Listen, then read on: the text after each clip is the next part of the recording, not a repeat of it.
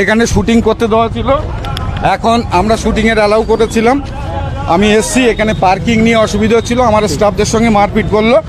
সোহম নিজে আমার গায়ে হাত দিল, এমএলএ সোহম আমার চোখের এখানে ফুটিয়ে দিয়েছে।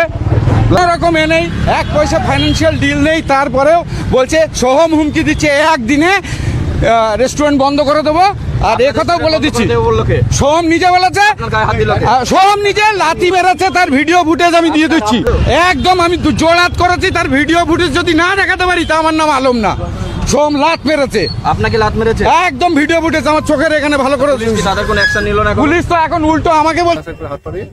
তখন তাকে বলি যে, এবং যেটা সব থেকে শুনলাম যে সে কে এমএলএ আমার জানার দরকার নেই, আমাকে কিস্তি করেছে, এবং সব থেকে বড় কথা সেটা হচ্ছে আমার অভিষেক বন্দ্যোপাধ্যায়কে কিস্তি করেছে। যখন এটা শুনলাম তখন মাথাটা গেছে গরম হয়, তখন তাকে বুঝিয়েছি সে কে, ঠিক আছে, মোটামুটি এইটুকু। বাট বাদ বাকি এমন কিছু হয়নি যে এখানে এরকম ভাবে এদের উদ্ভূত এদের ব্যবহারটাই সেটা চরমভাবে আমাদেরকে আকর্ষিত করেছে। দাদা আপনি নাকি তাকে মারধর করলেন, মালিক এমনটাই বললো? তুমি? হ্যাঁ, সে তো করেছি। দেখো, গালাগালি করবে উল্টো পাল্টা ভাবে, ঠিক আছে, এবং সর্বোপরি অভিষেক বন্দ্যোপাধ্যায়কে নিয়ে গালাগালি একটু নামা, হ্যাঁ সেটা তো মানা যায় না। যাই হোক, মোটামুটি করেছি। 4টে চর মেরেছিল, 2টা রাস্তা মেরেছি, করেছি। টিভির